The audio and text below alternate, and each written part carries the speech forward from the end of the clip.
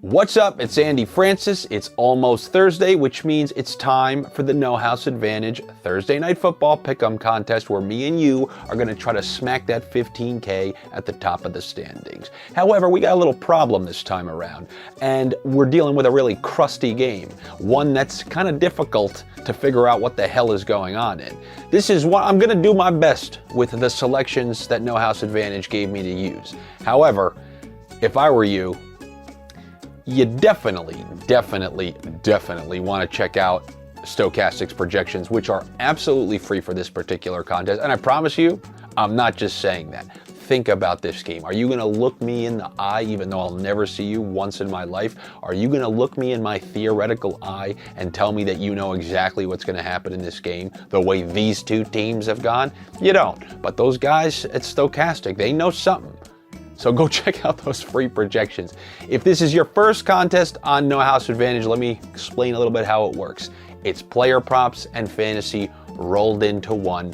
They show you a player, they show you a prop, and if you like it, you click on it. So for example, for this game, Russell Wilson, 1.5 touchdowns, over or under. You click under, you're right, you go up the standings. As your picks are more and more correct, you go up the standings, and first place gets $15,000.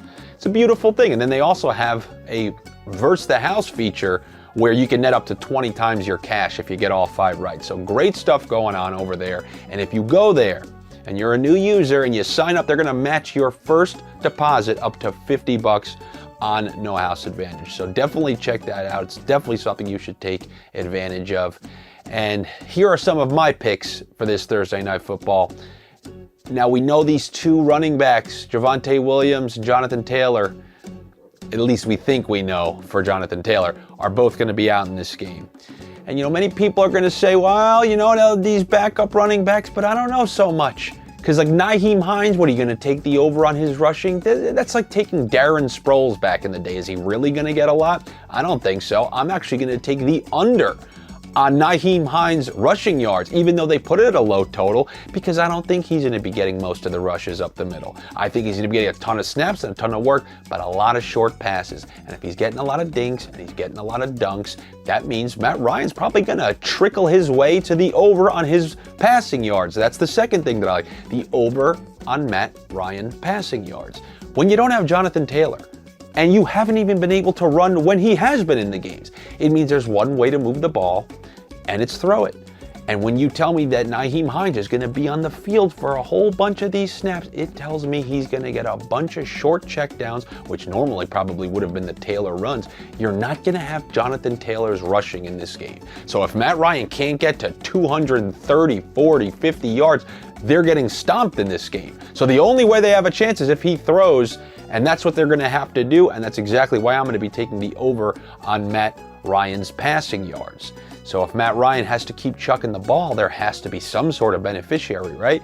Obviously, we all think Michael Pittman is going to have a pretty good game, or at least get a bunch of targets, but since his totals are a little too high for me, I'm actually going to take the over 2.5 receptions for Alec Pierce. Alec Pierce had 6 targets in the last game, 4 catches. Then before that, he had 3 catches and I believe 5 targets. If you're telling me somebody's going to get 6 targets, 5 targets with Jonathan Taylor playing, where they're trying to continually run the ball, then come on. He seems to be, it's tough to say one of the favorites because they've been kind of an S show over there, but I actually like him after Pittman to be the wide receiver that Ryan has kind of developed a little something with the most. I'm not trusting anyone like Mo Alley Cox, but I actually like Pierce to have over 2.5 catches. Then on the other side of the ball, we've seen that Russell Wilson and Courtland Sutton have developed a decent bit of chemistry despite the Broncos being a disaster as a whole. However, there's someone he hasn't developed that chemistry with, and that's Jeudy. When you show me similar catch totals with those 2 wide receivers, when one has clearly established a connection and the other hasn't, despite the fact that either of them could go under the way Russell Wilson's playing and the way that offense is going, give me the under 4.5 for Jeudy.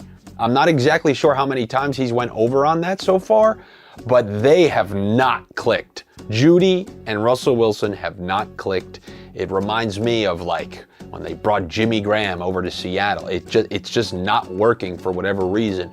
I don't know. I'm going to take the under 4.5 for Jerry Jeudy, especially when you think that 2 of the Colts linebackers are going to be out for this game, which is kind of going to make the Broncos want to make sure they get the win, run the ball, probably play it safe. I feel comfortable with the under 4.5 for Jerry Jeudy. And then lastly, the backup running back that people probably wasting a ton of their waiver budget on in fantasy football, Boone, the second running back. Why? Because Melvin Gordon got benched in that game early for the fumble, and then Williams got hurt, but they needed to keep that benching in. You can't say, oh, he got hurt, now you're unbenched. They wanted to send the signal, and they did. They sent the message. He got it. He had his full game benching. I don't see Boone getting a ton of, maybe he gets a little bit, but I'm not going to take the over on that rushing yardage for him.